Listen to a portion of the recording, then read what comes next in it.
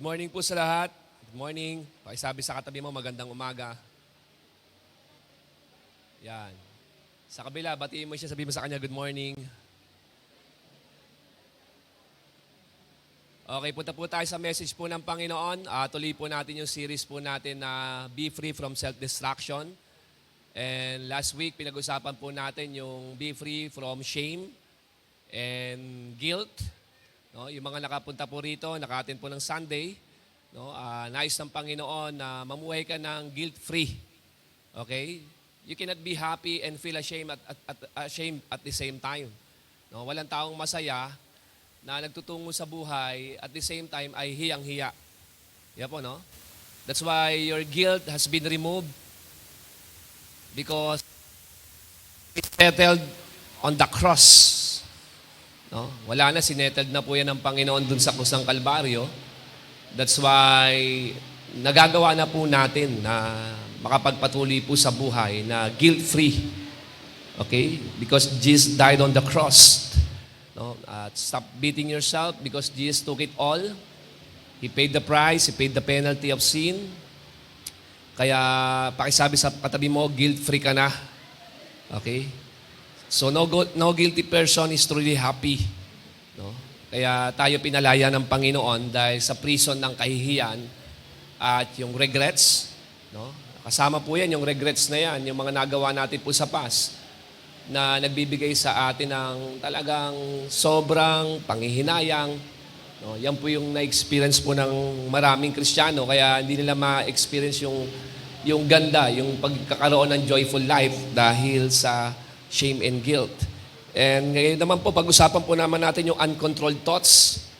Okay, uncontrolled thoughts. Marami po ngayon ang merong mental fatigue. Alright, kasama po kasi sa self-destruction yung uncontrolled thoughts sa dami ng ating iniisip. Kaya maraming mga tao ngayon ang merong mental fatigue. Pakitingin naman yung katabi mo. Meron bang mental fatigue yan? Now, let me ask you, are your thoughts helping you or your thoughts hurting you?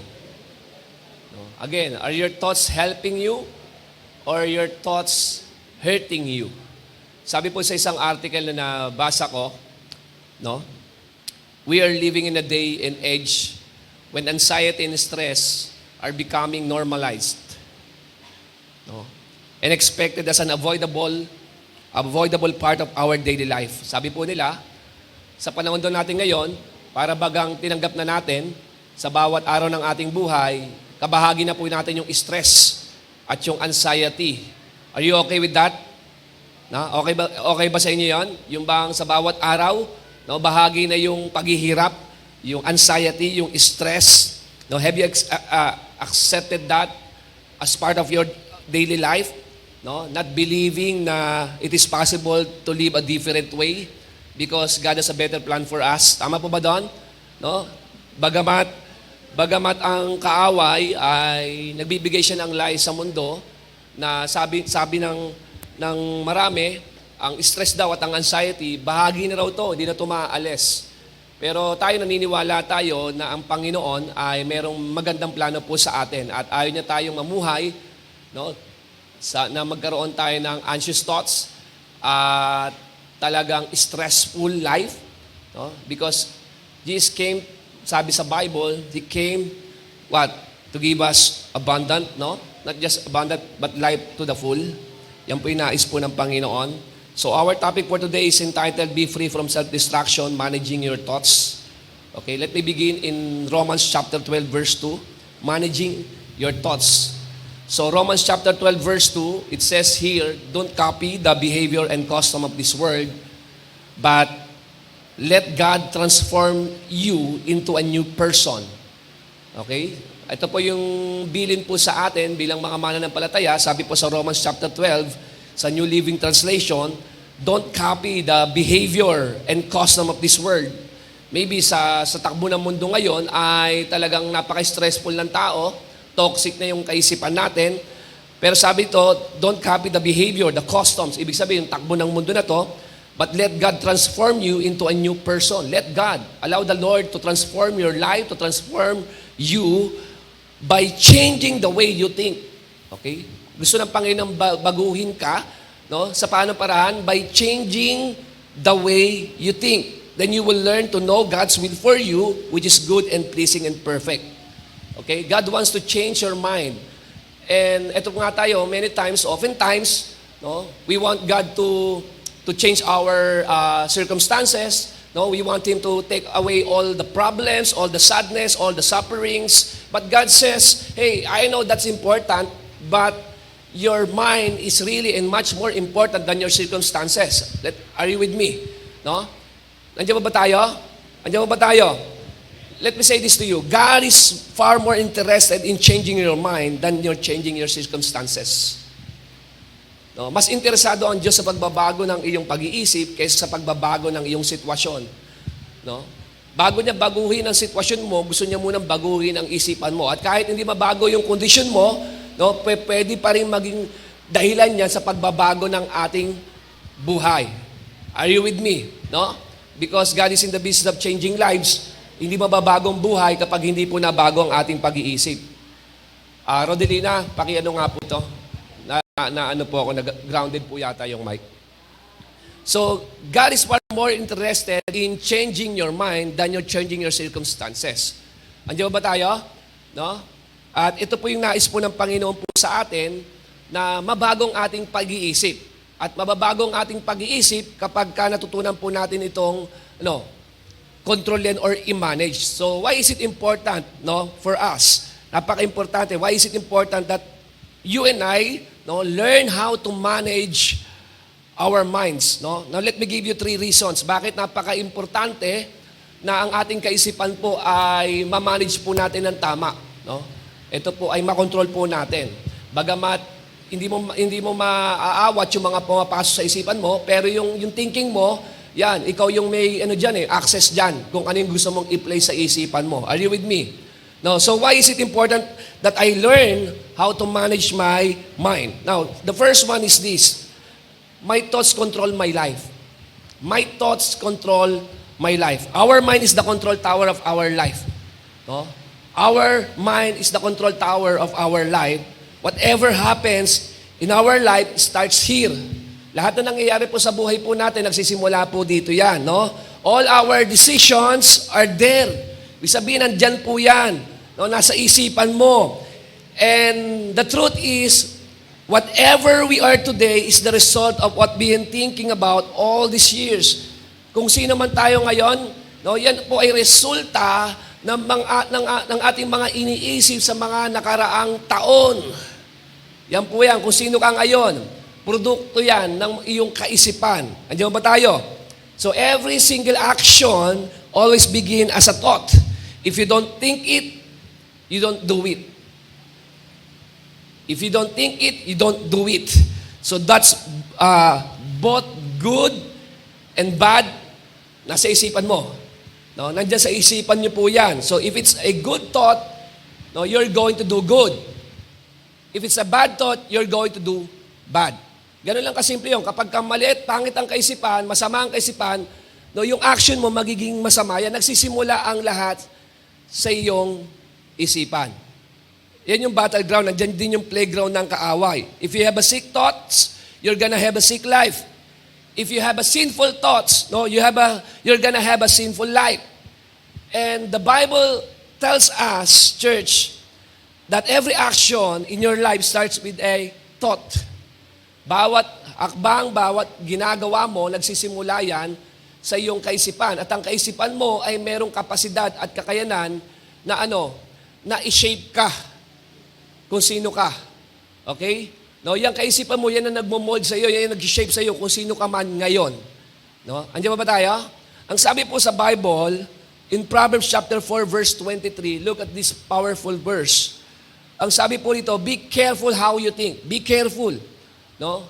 Maging maingat daw tayo sa mga iniisip natin. Bakit daw? Sabi diyan, your life is shaped by your thoughts. Your life is shaped by your thoughts. Sabi sa Bible, pag-ingatan mo ang mga pumapasok sa isipan mo kasi yan ang mag-shape at mag-dictate ng buhay mo. Nakita ko sa isang book na binabasa ko about sa managing your thoughts. Sabi doon, watch your thoughts they become your words. Nandiyan ba tayo? So sobrang linaw, hindi na pumabasa. What your thoughts, they become your words. And what your words, they become your actions. What your actions, they become your habits. What your habits, they become your character. What your character, it becomes your destiny. Imagine from mere thought, no? Sa isipan lang yan, ha? No? Nangyari, yung kaisipan mo, yung sinasaksak mo sa isipan mo, yan yung magdadala sa destination mo eh. No? Nandiyan ba tayo? Yung iniisip mo lang, yun na yung naging direction mo. Yung iniisip mo lang, ha? Yun na yung naging destination mo.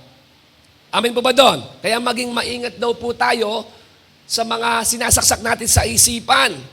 Siguraduhin natin yung mga naglalaro sa isipan natin, yung mga iniisip natin ay ito'y nakakatulong sa atin para maging mainam tayo, hindi para tayo ay maging, miserable. Are you with me? Are you with me?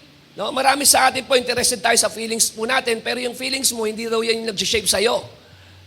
Ang nag-shape daw sa'yo ay yung thoughts mo. Andiyan pa ba tayo? Yung belief mo. Kaya sabi sa Bible, be transformed by the renewing of your mind. No? Be transformed by changing the way you think. Not the way you feel, no? But the way you think. Why? Because your life is shaped by your thoughts. Your life is shaped by your thoughts. No, ano po yung unang dahilan kung bakit kailangan natin i-manage ang ating isipan? Because my thoughts control my life. The second one is this: my mind is the battleground for sin. Yan, dyan ang battleground ng kasalanan. No, dito po sa isipan natin, it's where temptation happens. Sa isipan mo. Diyan ka niya isi-seduce, diyan ka niya entice, no, para makagawa ka ng kasalanan. No? Sa kaisipan muna nagsisimula ang lahat. Bago mo gawin, of course, siyempre, naisip mo muna yan, tumakbo muna sa isipan mo yan, in-entertain mo muna yan. Tama po ba doon? At doon mo lang naman yan nagawa. So nagsimula ang lahat, no, sa iyong kaisipan. That's why, no, your mind is a, what sabi sa Bible, battleground, playground na nga ng kaaway yan eh. Para para entice tayo na gumawa po ng kasalanan. You know, the enemy's main tools are deception and lies. Yan po ang tools po ng kaaway po sa atin. Dayain po tayo at magbigay sa atin ng mga kasinungalingan. Yan po yun, yung kasinungalingan. Magbibigay siya sa iyo ng half-truth, no? White lies, no? So, yung mind natin, kapatid, ito yung target, yung bullseye ng kaaway. Yan yung pinupuntirya niya talaga, yung mind mo.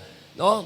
Bago kasi makagawa ng pagkakamali, pagkakasala, kapag nadali ka ni Satan dito, well, siyempre kakalad ka rin lang naman yung katawan mo, yung ng isipan mo, yung katawan mo. Amen po ba doon? No? Wala naman po dito sa atin na nalaglag sa immoralidad na hindi sinasadya. Meron bang ganon? No? Kuwari, ng babae ka, nagsugal ka, nagbisyo ka, tapos sasabihin mo, hindi ko sinasadya. Lahat yan. Walang sin na hindi intentional. Hindi ako naniniwala na hindi sinasadyang kasalanan. Meron bang hindi sinasadyang kasalanan? Merong pagkakamaling hindi sinasadya, pero yung kasalanan, iba yung nagkamali ka sa nagkasala ka. Andiyan ba tayo?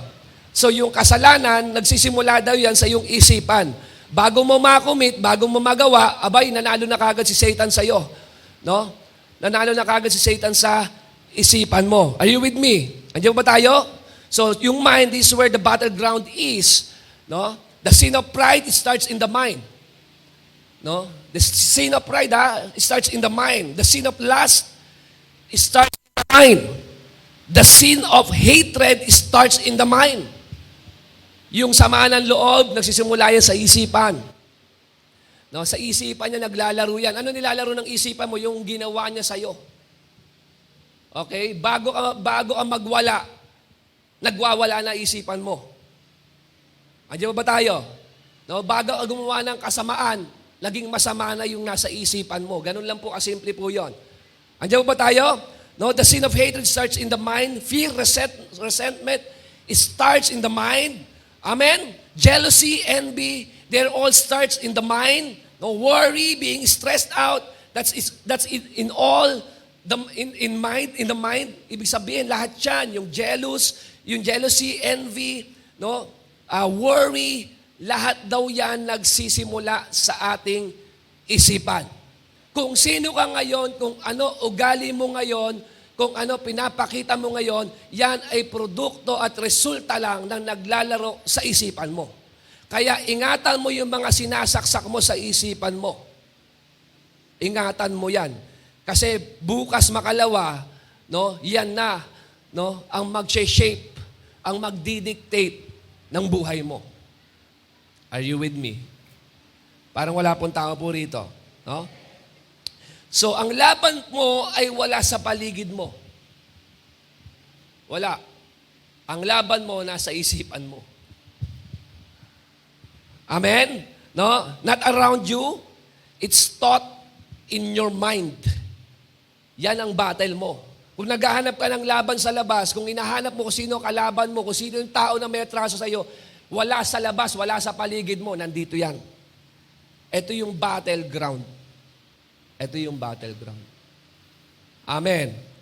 Andiyan ba tayo? No? Kaya marami po sa atin nagkakaroon ng mental fatigue. Bakit? Kasi sa mind mo, intense yung laban. Sobrang intense. Grabe, hindi ka pinapatulog. No? Talagang sisirain ka niya. You know why? Kasi naglalaro na siya sa isipan mo eh. Tandaan niyo po lahat ng desisyon mo ngayon, bago mo gawin yan, naglaro muna yan sa isipan mo. Isiniksik mo muna yan, ipinasok mo muna yan sa isipan mo. Amin po ba doon? No? Dahil marami pong may mga laban ngayon ng mental fatigue. Bakit mental fatigue? Kasi ang target at bullseye ng kaaway mo ay ang iyong isipan. Your mind is your greatest asset. Alam mo ba yun? Kasi kung magkakaroon ka ng wasak na buhay, masayang buhay, yan ay nagsimula sa isipan. Kung miserable buhay mo ngayon, kung ano ang nire-react mo ngayon, yan ay resulta ng iyong isipan. Are you with me? Andiyan ba tayo? Kaya kapag natalo ka dito ng kaaway, wala akong nakita na natalo sa isipan, nagkaroon ng victorious life. Dito ang battleground. At dito rin ang playground. Amin po ba doon? Kaya yung iba na-oppress sa tindi ng laban because your mind is your greatest asset. Yan po ang target ng kaaway. Nandyan sa isipan mo kung ikaw ay mananalo, kung ikaw ay matatalo sa buhay, no? Kung iniisip mo wala nang pag-asa, no? Walang magandang naghihintay sa iyo sa future, wala na talaga, bubulak-bulin mo na buhay mo. Tama po ba doon? No? Hindi ka magsiseryoso. Yung mga taong nakikita mo na para bang nasa bagsak na kalagayan, kasi iniisip nila, wala namang maganda mangyayari sa akin, ganito naman kasi tingin nila sa akin, ganito na. Kaya gano'n na lang sila gumagalaw at umaakto. Amin po ba doon? Nandiyan ba tayo? So your mind is the best target of the enemy, not your emotion, not your behavior, but your mind. Hindi kayo naatake ng Diyos sa ugali mo. No? Hindi kayo naatake ng Lord ng kaaway sa emotion mo. Inaatake ka ni taning sa isipan mo. Kasi pag sira ang isipan mo, sira din siyempre ang behavior mo. Amen. Pag sira ang isipan mo, pag negatibong isipan mo, bababa yan. Magkakaroon ka ng negative emotion. Okay? Pag nagkaroon ka ng negative emotion, maglilid yan sa unwise decision. At yung unwise decision, yun ay product lamang at resulta na natalo ka o nanalo ka sa laban. So Satan wants to control your mind. The word wants to control your mind. At maging yung battle mo sa isipan, gusto kanyang talunin yung flesh mo. Why? Because whatever gets your attention, gets you. Totoo. Whatever gets your attention, gets you. Yun po yun. Kaya nga yung mga taong bumagsak sa pagkakasala, na-entice yan. No, na-seduce muna yan. Nakuha muna yung attention nila. Naglaro muna sa isipan. No? Natalo. Ang problem, pag natalo yung isipan mo, hindi ka lang minsan talo rin pamilya mo eh. Damay-damay na yan eh. Tama? No, kapag katalo ang isipan ng isang tatay, talo na pamilya niya. Kapag talo isipan ng nanay, talo na rin kasama pamilya niya. Napaka-importante ng kaisipan natin. Kaya kailangan natin i-manage po ito ng maayos. Amen po ba doon? So you need to manage your mind because your thoughts control your life. And because your mind is a battleground for temptation and sin. Okay? Hindi ka kagad nakagawa ng kasalanan. Naglaro muna sa isipan mo bago mo yan nagawa. Amen? And pangatlo, it is the key to peace and life. It is the key to peace and life. Sabi sa Romans chapter 8 verse 6, look at this powerful verse. Romans 8 verse 6. Okay? Kung hindi niyo po mabasa, pay attention na lang po sa sinasabi ko. No? Sabi po rito, so letting your sinful nature control your mind leads to death. Sabi dito letting your sinful nature control your mind leads to death. But letting the Spirit control your mind leads to life and peace. Ang ganda po nito. Pag hinayaan mo raw yung sinful nature mo, ang nag-control sa iyong isipan, kapatid, dadaling ka daw niya sa kapahamakan at kamatayan. That's the Bible tells us. But letting the Spirit control your mind leads to life and peace. Pag hinayaan mo ang banal na Espiritu, no, ang nag-control sa iyong isipan, kapatid, inalaw mo siya na mag-control ng iyong isipan, dadaling ka raw nito sa buhay at kapayapaan. Okay? Tama naman, di ba? Yung sinful nature, kapag ito yung nag-control sa mind mo, tapos ka dyan. Yari ka dyan. No? Yung sinful nature, pero kapag ang Holy Spirit daw, ang inalaw mong mag-control sa mind mo, sabi niyan, merong life and peace. So managing your life is actually the key to peace and a joyful life. Amen? You know, an unmanaged mind leads to tension. A managed mind leads to tranquility.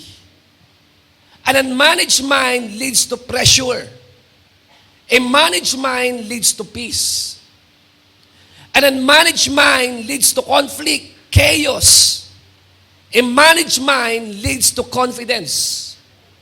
An unmanaged mind leads to stress. But a managed mind leads to strength and leads to security. So the battle is in your mind. Amen po ba doon? Isaiah chapter 26 verse 3. Look at this. You will keep in perfect peace all who trust in you. All whose thoughts are fixed on you. Ganda, sabi dito, you will keep in perfect peace all who trust in you, all whose thoughts are fixed on you. Binibigyan ng Diyos yung kapayapaan ng mga taong nagsuko ng kanilang isipan sa Panginoon. Amen? No? Yung mga taong isinuko nila yung kanilang isipan sa Panginoon. Sabi doon, all whose thoughts are fixed on you. Meron daw peace na ibinibigay ang Diyos daw sa isipan na nakasentro sa Diyos. Fix Ang tanong ko sa iyo, kung merong peace na ibinibigay ang Diyos sa kaisipan na nakasentro sa Kanya, ang tanong ko, saan nakafix ang thoughts mo ngayon? Saan nakasentro ang iyong isipan? Sa Panginoon ba o sa problema? Sa posibilidad ba? No? O sa imposible? Sa positibo ba? O sa negatibo? Saan nakafix ang iyong isipan? No? Saan nakatuon ang iyong isipan? Kasi sabi diyan, you will keep in perfect peace all who trust in you, sa mga nagtitiwala sa Panginoon. And all whose thoughts are fixed on you. No? Why? Sabi nga, you cannot have a positive life with a negative mind. No? With a negative mind. Hindi ka po pwede na magkaroon ng positibong buhay kapag ka ikaw ay merong daw negatibong kaisipan. No? Imposible po yon. Hindi mo tandaan niyo po ito, hindi mo mapapahinto yung mga pumapasok sa isipan mo. Wala naman sa atin dito yung walang iniisip eh. Kahit nakaupo ka dyan, marami kang iniisip. Iba-iba iniisip natin dito. Amin po ba doon? Lahat tayo, tingnan mo yung katabi mo, mukha namang may isip yan, di ba? Kahit nakaupo yan, may iniisip yan. Ngayon, it's either maganda or hindi. It's either critical or positive. May iniisip yan. Siguradong may iniisip yan. No? Hindi mo maaalis sa atin na pumasok, na makaisip tayo ng kung ano-ano. Tama po ba doon? Pero yung i-filter, no? Ikaw yung in charge dyan sa mga pumapasok eh. Kung ano yung gusto mong i-play. Pwede ba mag-play ang positibo dyan? Po pwede. Pwede ba mag-play ang negative dyan? Po pwede. Tama po ba doon? Depende yon sa kung ano yung binibigyan mo ng access. Are we getting this? No? Kasi ikaw ang in charge sa isipan mo eh. Ano nagpe-play ngayon sa isipan mo? Positive or negative? Hindi mo maiiwasan, tama po ba doon? Na ang mga bagay-bagay, mga pangyayari ay pumasok sa isipan mo. Hindi yan, lagi ka merong iniisip. Ang tanong doon, ano yung binibigyan mo ng access? Ikaw ang in charge dyan eh. So, yung thinking mo, ano ngayon? Yung pinaprocess mo. Ano yung nagpe-play dyan? Yan ba ay good thoughts or bad thoughts? Depende sa kung ano yung binibigyan mo ng access. Andiyan po ba tayo? Andiyan po ba tayo? Sabi po ni Martin Luther, you cannot keep birds from flying over your head. But you can keep them from building a nest in your hair. Nga naman, pambira naman. Diba? Totoo, hindi mo mapipigilan yung ibon na lumipad sa uluhan mo. Pero yung ibon na ginawang pugad at yung ulo mo dyan pa ng itlog, kasalanan mo na yan. Andiyan ba tayo? No? Kasalanan mo na yan. So, I'm not saying na i-deny mo yung reality. No? I'm saying maging selective tayo sa pinapasok natin sa ating isipan, sa kung ano yung inaalaw natin sa ating isipan. Hindi ko naman sinasabi na wag mong isipin yung mga negatibo. Yan ang realidad eh. Walang-wala ka ngayon. Yan ang realidad. No? Nasugatan ka ngayon. Yan ang reality. Pero, siyempre, yung i-process mo, ibig sabihin nito, yung i-filter mo siya, maging selective ka sa mga bagay na na iaalaw mo sa isipan mo. Maging selective ka kung saan ka magdudwell. Kasi marami sa atin, kaya stressful ang buhay, nagdidwell sa kawalan kesa sa provision ng Panginoon.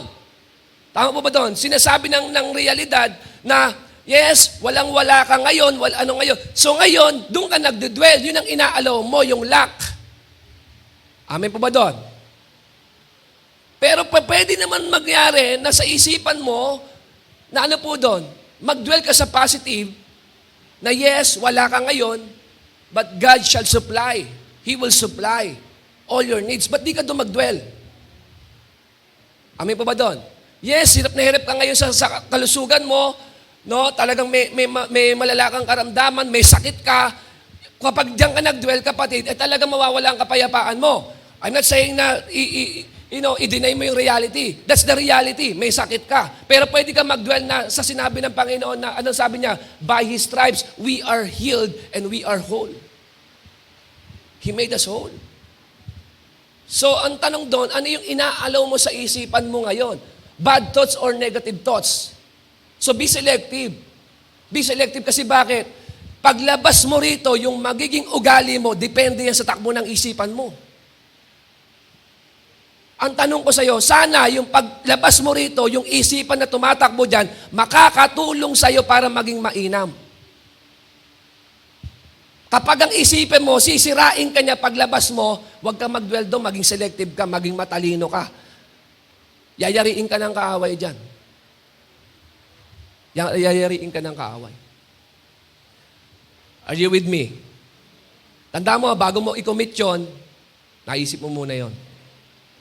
Siniksik mo muna sa isip, nag-play mo muna yon, inalaw mo lahat yon. Kaya sabi dito ni Martin Luther, you cannot keep birds from flying over your head, but you can keep them from building a nest into your hair. You cannot keep the devil from suggesting thoughts. Hindi mo na mapapagbabawalan mo ba ang kaaway na magbigay ng mga thoughts sa iyo, yung mga kasinungalingan sa iyo? Wala, nandyan yan. Deceiver nga, accuser nga siya eh. Hindi mo kayang parahin yan, hindi mo kayang pigilan yan. Sabi yan, you cannot keep the devil from suggesting thoughts, but you can choose not to dwell or act on them. Pag nagsalita siya ng kasinungalingan, hindi ibig sabihin na meron siya niligay sa iyong kaisipan, ay kailangan gawin mo na. Ay kailangan doon ka na mag-stay. Ay kailangan yun na mag-play sa iyo. Kapag sinabi ng kaaway, wala na. Kaya itong taon na to, walang mangyayari maganda sa buhay mo, sa future mo, wala naghihintay na maganda sa iyo. Pagka ganun na, wala na. Tapos ka na. Hindi ka na mangangarap. Yung pag-aaral mo, hindi mo na pag-uhusayan. Pinatay na yung pangarap sa iyo. Nagsasadya sa iyo eh. Wala na. Hindi ka na makakapagpamilya. Oo nga. Hindi mo naman siya mapipigilan na magbigay ng kasinungalingan ng mga negatibong kaisipan sa iyo eh. Pero, pwede mong kontrolin yung mga pinaprocess mo sa isipan mo, yung, andiyan ba tayo? No? Yung piniplay mo sa isipan mo. Kasi ang kaaway, gusto niya i-deceive ka. So be selective in what you dwell on. No? If it's not positive, if it's not helpful, no? If it's not from God, kung nakita mo yung tumatakbo sa isipan, tingnan mo, upo ka lang, ganyan lang. Ano tumatakbo sa isipan mo? Sa Diyos ba yan o hindi?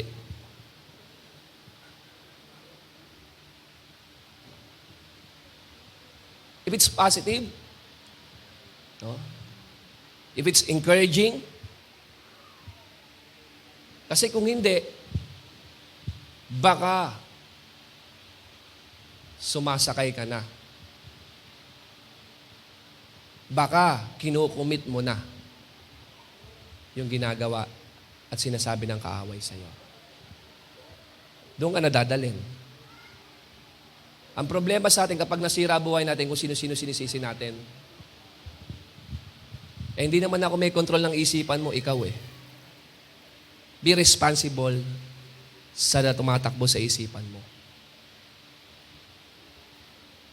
Amin po ba doon? Kasi ang church naman ikaw pumasok sa pangangabit, ikaw pumasok sa pagsusugal, tapos kami tuturo mo. Ikaw nagbisyo-bisyo na, tapos kami tuturo mong mali.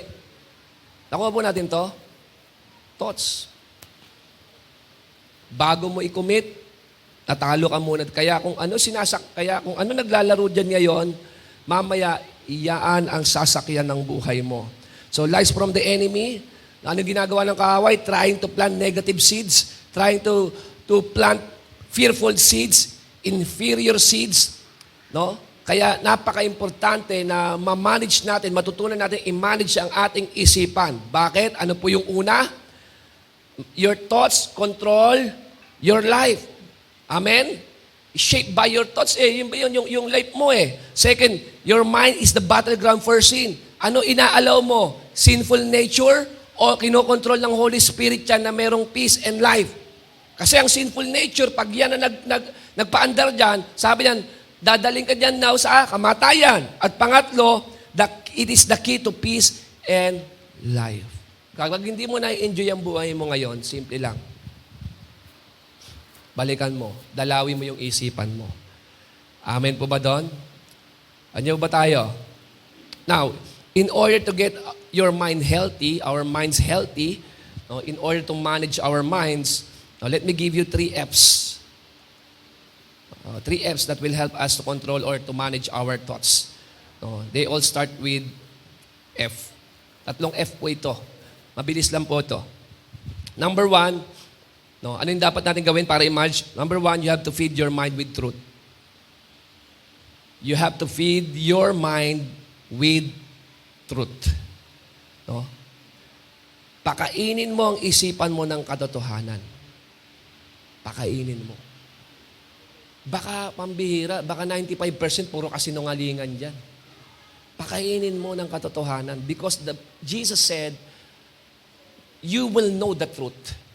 And the truth will set you free. The truth will set you free. Kapatid, ang Bible, ang Word of God, ito ay absolute truth. Meron pa bang salita ng Diyos o prinsipyo ng Diyos sa isipan mo na natitira ngayon?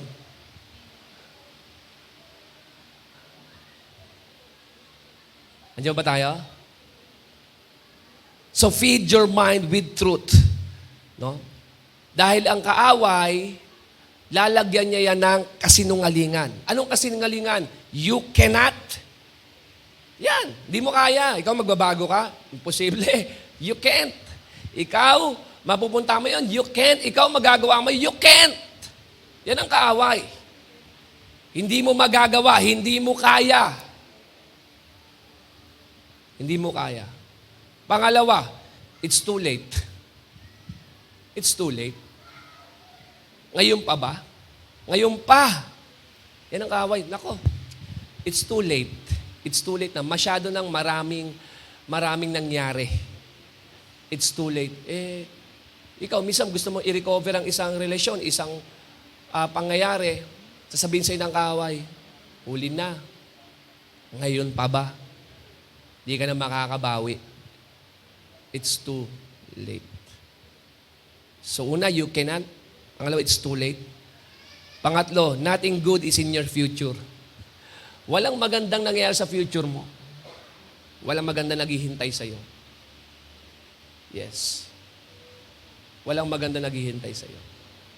Kaya makikita mo yung mga kabataan niya yon, mas interesado pumasok sa relasyon kaysa mangarap. Totoo. Totoo yan. Dinadala nila sa kilig ang buhay. Tanungin mo kung ano pangarap. Wala. Kasi sabi ng kaaway, nothing good is in your future. So ngayon, nililibang nila yung sarili nila, come what may. Ibig sabihin, come what may, ano man dumating, tanggapin na lang. Wala na. Ano yung lies ng kaaway? You can't. Pero ano yung truth? You can do. And God can. God can and you can. You can do all things through Christ who strengthens you. Amen po ba doon? No? Nothing good is in your future. Ano yung truth? Favorite verse mo. Plans to prosper you. Plans to give you hope and a great future. Yan yung sinabi ng Diyos sa iyo, not to harm you, but to prosper you. Bakit hindi ka magsimula muli? God is a God of second chance, third chance. Binigyan niya ng chance yung mga taong nagkamali, yung mga taong tumalikod sa Kanya, bakit di ka magsimula uli? Yung prodigal son na tumalikod, binigyan niya ng chance, ba't di ka magsimula muli? Bakit mo dediretsuin ng mali kung pwede ka naman magsimula uli ng tama? Nakuha po natin to. Nandiyan ba tayo? No, God is a God of second chance and more and more and more. Amin po ba doon? Mapapagod ang tao, no? Naintindihin ka, pero hindi mapapagod ang Diyos na unawain ka. So feed your mind with truth. No? At sasabihin niya, God won't. Isang lies, God won't. Hindi yan magagawa ng Diyos sa'yo. He doesn't care. Wala siyang pakialam sa'yo. So mangyayari, ganito yung pinaka tatakbo niyan. Una, the lies. Pangalawa, the battle. Nagkaroon ng kasinungalingan. Ngayon, papasok ka sa war, sa battle, and then ano next? Yung ongoing struggle. Nag-struggle ka ngayon. Nagsimula lang sa kasinungalingan yun, ha? Tapos napasok ka sa laban, nagbabattle na kagad siya. Nasa war ka na kagad. Kaya intense na kagad yung nangyayari sa isipan mo. And then, nag-struggle ka, ongoing struggle. Ongoing struggle. Pero ano lang ba makakasolusyon dyan? Truth. Truth. Word of God. Word of God. Amen po ba doon? No? Sabi sa Bible, 2 Corinthians chapter 10,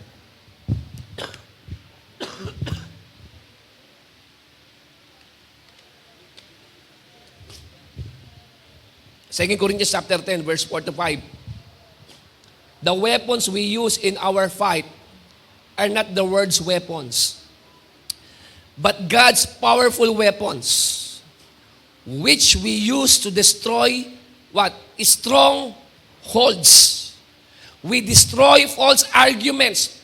We pull down every proud obstacle that is raised against the knowledge of God.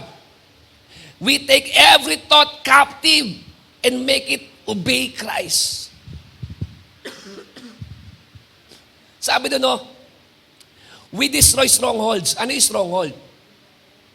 Ano ba yung tinatawag na stronghold? Ang stronghold is a lie that you believe. It is a lie that you believe. Yan yung stronghold. According sa passage. Marami tayong kaisipan, naglalaro sa isipan natin na puro kasinungalingan.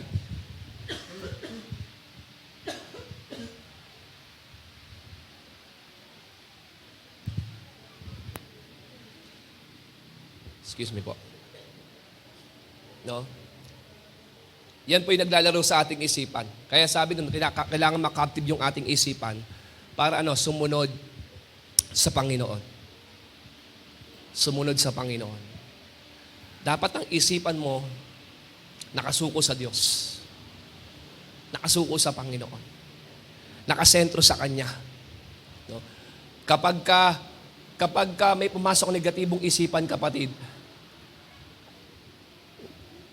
wala kang magagawa dyan. Papasok at papasok. Pero pwede mo siyang iselect kung ano yung magpe-play. Kung ano yung magpe-play. Kapag ka nakikita mo, yung kaisipan na yan, it's not positive, it's not helpful, it's not encouraging, and it's not from God, ano gagawin mo? Erase it and replace it. I-erase mo at i-replace mo. Wag mong iwanan ang isipan mo na walang laman. Kasi pag walang laman yan, ang diablo maglalagay dyan. Ano i-replace mo? Yung truth. Truth. Ano man ang negatibo sa isipan mo ngayon, kapatid, merong truth na tinapat ang Panginoon dyan. Amen? So don't leave your mind empty. Kapag may negatibo na pumapasok, alisin mo siya, palitan mo siya. Ano ipapalit mo? Yung salita ng Diyos. Ano ba ang sinasabi ng Diyos? Ano ba sinasabi ng Bible diyan sa kondisyon at sitwasyon mo ngayon? Yun ang hayaan mong mag-play sa'yo. Doon ka mag-dwell. Psalms chapter 119 verse 97, nakalagay rito, "Oh, how I love your instructions." Sabi, "Oh, how I love your instructions. I think about them all day long." No? I think about them day long. Sabi dito, "How I love your instructions." And Psalms chapter 16 verse 7, "I praise you, Lord, for being my guide. Even in the darkness night, your teachings fill my mind." Punuin ang kaisipan ng salita ng Diyos, ng katotohanan. Fill your mind.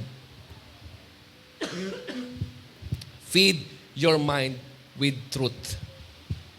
And the Word of God is absolutely truth. So feed your mind with God's Word. Pangalawa, excuse me.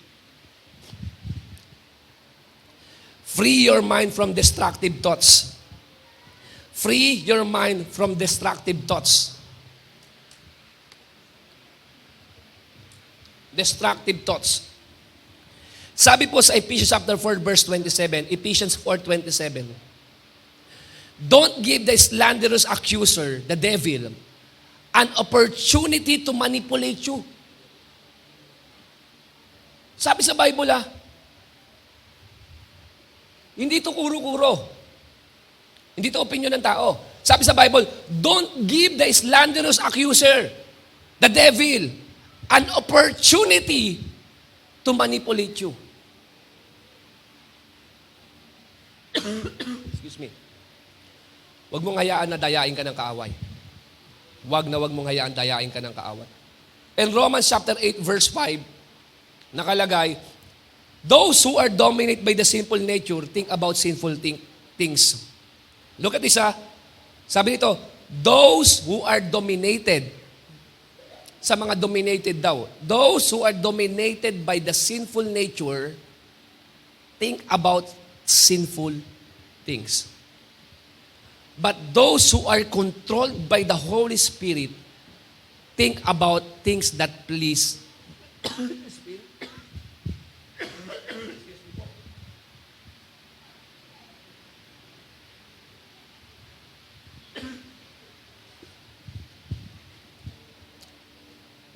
Ibig sabihin daw, kapatid, yung mga taong makalaman, dominated by the sinful nature, yung tumatakbo daw sa kanila kaisipan ay makasalanan, kasamaan. Nag-iisip sila ng sinful things, sabi sa Bible.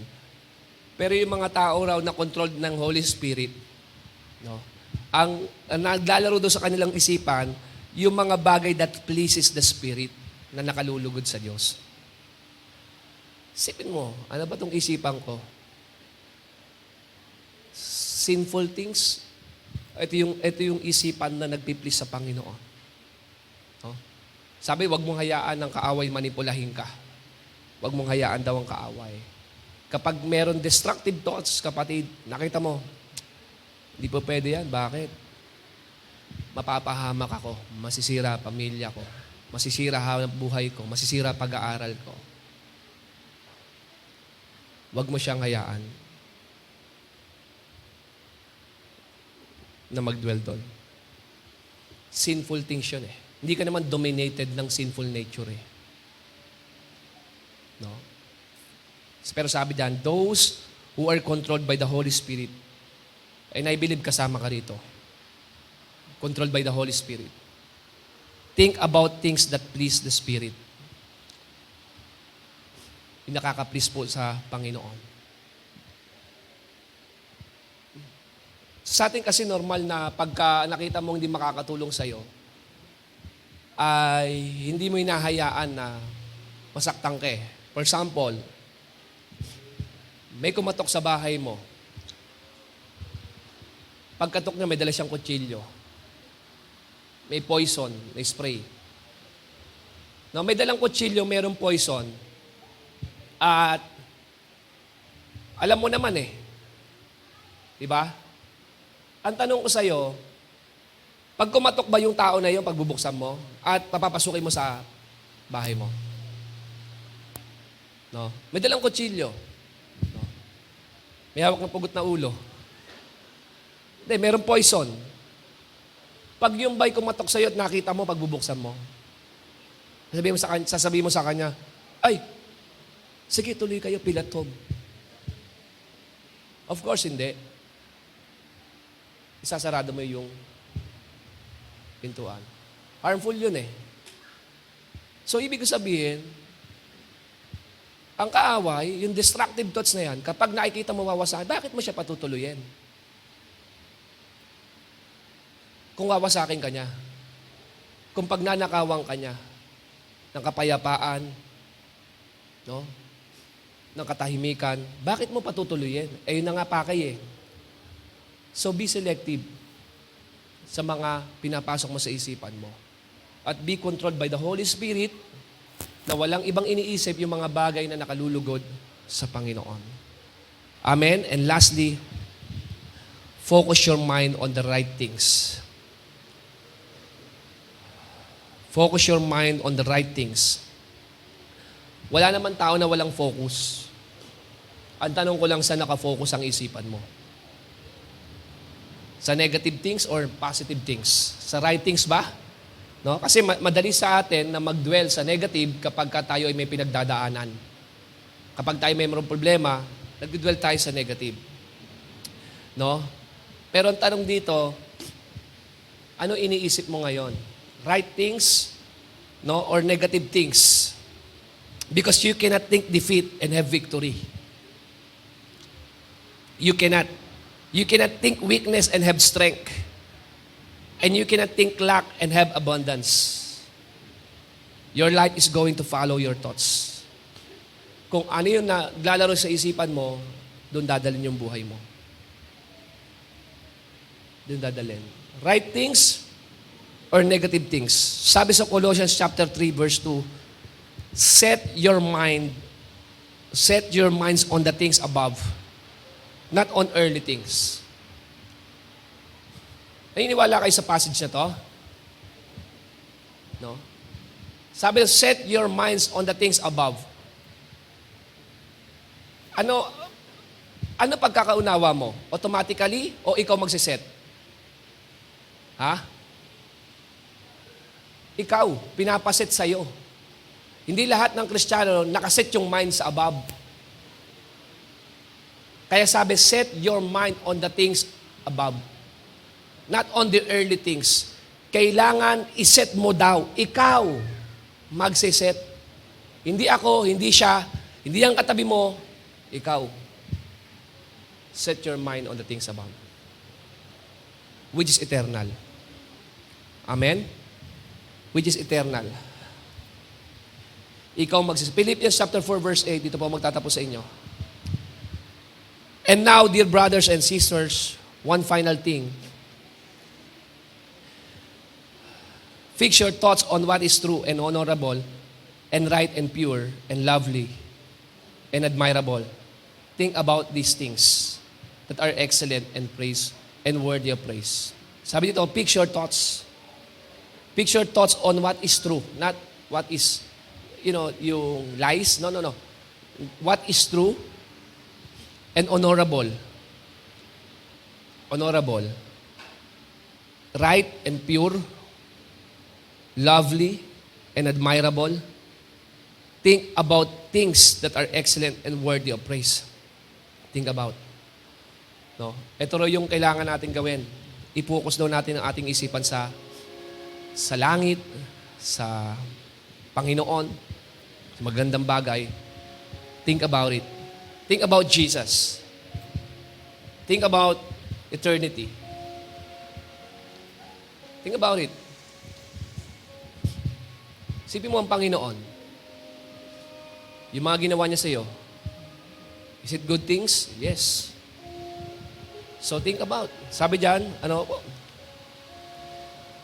focus your mind on the right things. Focus.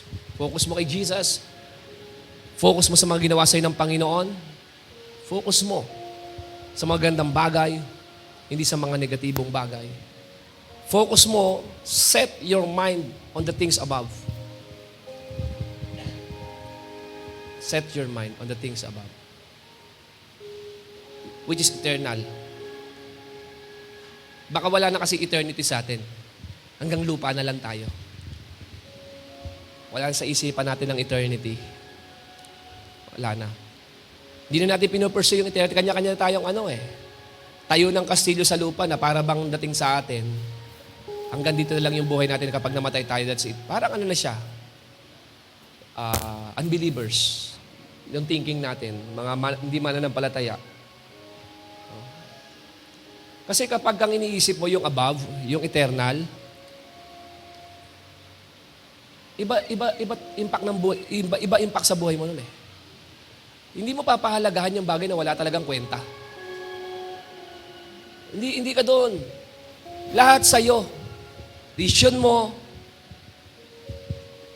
talagang pinag-iisipan mo. Pang-eternal. Yung mga taong pinipili mo sa buhay mo, pang-eternal. Pang-eternal. Hindi ka naglalaro, or else naglalaro ka dito sa lupa. Pang-eternal. Set your mind on the things above, not on the earthly things. Mas pahalagahan mo, mas paglaruin mo sa isipan mo yung mabilis lang tayo rito sa lupa.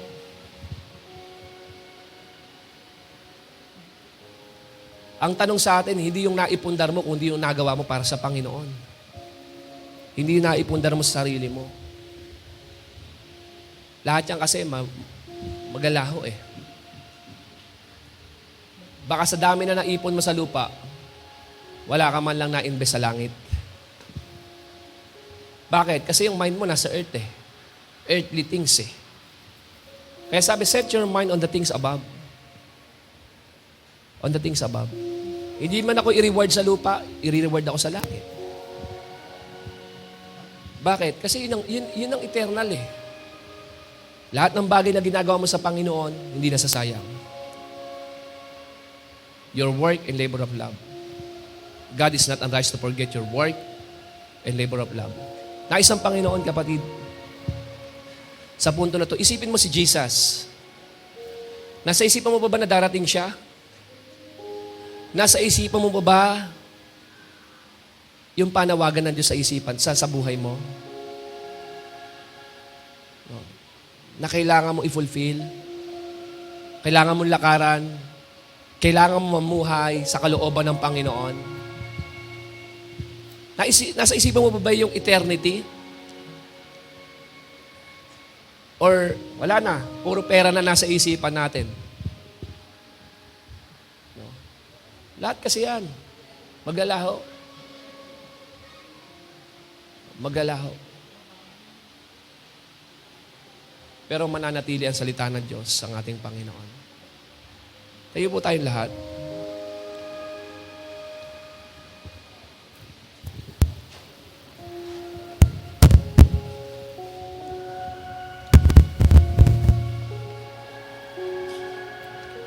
Think about Jesus. Think about others.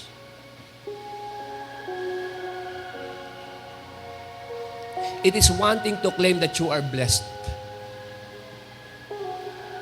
But another thing, to be a blessing to others.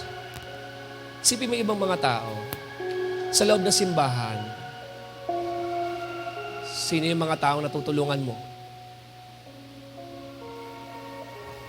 Yan yung may eternal value eh. No? Sino? Kamusta yung panawagan ng Diyos sa buhay mo? Paabante ba? O pabalik uli sa mundo? Saan patungo ngayon ang landas mo? Yang landas mo ba ngayon ay landas sa para mag-ayos ng buhay? O landas para bumalik sa nakaraan? The battle is in your mind. The devil knows if he control your mind, he can control your life. Totoo yun. Pag na-control na ng demonyo ni Taning, yung isipan mo, kontrolado niya na ang buhay mo. Para na siya may puppet string sa'yo. Wala ka na uling palag, para ka uling ganun. Ang tawag doon, yung old nature, yung sinful nature, lumabas uli. Isipan,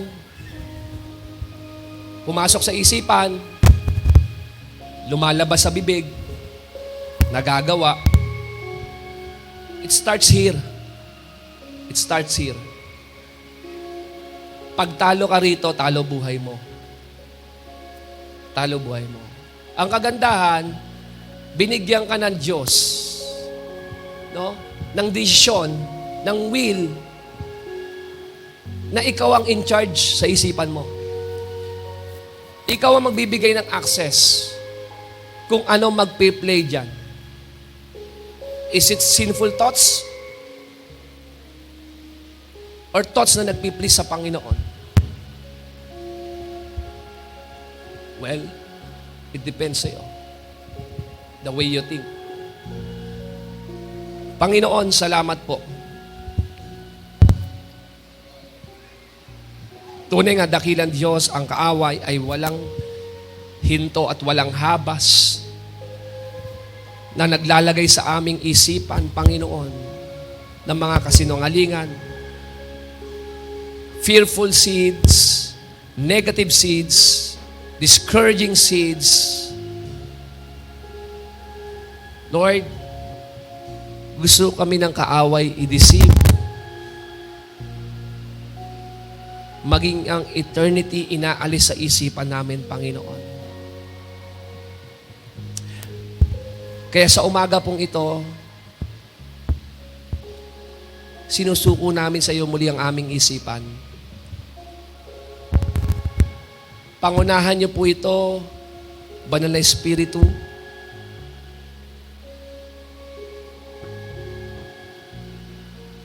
Punuin mo ito ng katotohanan, ng iyong salita. Nang sa gayon makalaya kami, Panginoon, sa mapanlinglang na kaisipan, sa mapanakit na isipan, Lord. Huwag mong hayaan, Banal na Espiritu, na manahan sa amin ang kasinungalingan ng kaaway, ang mga negatibo at makasalanang isipan, makamundo, mahalay, makasariling isipan. Lord, i-transform mo ang isipan namin sa pamamagitan ng iyong katotohanan. Sabi mo sa amin, renew your mind. Renew. Kung walang renewal, Lord, kung walang repentance ng kaisipan, walang changing of mind, Lord, walang pagbabago na magaganap sa buhay namin. Dadaling kami ng kaaway, O Diyos, sa landas, Lord, sa lugar na hindi namin gusto. Kaya, Lord, right now we repent. We repent, Lord. We surrender, Lord, our minds to you, our thoughts to you, Lord God. Holy Spirit, ikaw mag-control po dito. Puspusin niyo po kami ng mga gandang bagay, mga positibo, nakalalakas, mga bagay na hindi lamang pansamantala, kundi mga bagay sa pangwalang hanggan. Lord, ako lamang ang nais namin ng Diyos na manahan. Dahil, Lord, ang kaisipan na suko sa iyo ay nakakaranas ng kapayapaan at buhay sa mundong ito. Church, the battle is in your mind. Yan yung playground ng kaaway at yan din yung battleground ng bawat isa sa atin. Kaya sabi sa Bible, set your mind on the things above. Hindi ang ibang tao, kundi ikaw mismo ang magsiset ng mind na yan. Huwag mong hayaan sa mind mo maglaro ang kasinungalingan. Huwag mong hahayaan. Punuin mo lang siya ng katotohanan. Mga bagay na makakatulong sa'yo, makakalakas sa'yo. Kaisipan na mainam. Kaisipan na ikalalakas. Kaisipan na puno ng pag-asa. Huwag mong hayaan ng kasinungalingan ang manahan dyan. Lord, salamat po sa umaga pong ito, Panginoon. Patuloy po namin kinikilalang presensya mo sa aming kalagitnaan. Ikaw ang masunod sa buhay namin, hindi kami. Paglabas namin sa lugaring ito, Panginoon, binigyan mo kami ng bagong kaisipan. Puspos ng banal na Espiritu Santo, puno ng katotohanan, kaisipan na positibo, kaisipan sa pangwalang hanggan. Salamat po, Panginoon. Pinupuri ka po namin at dinadakila, Ama, sa pangalan mo, Jesus. Amen and amen and amen.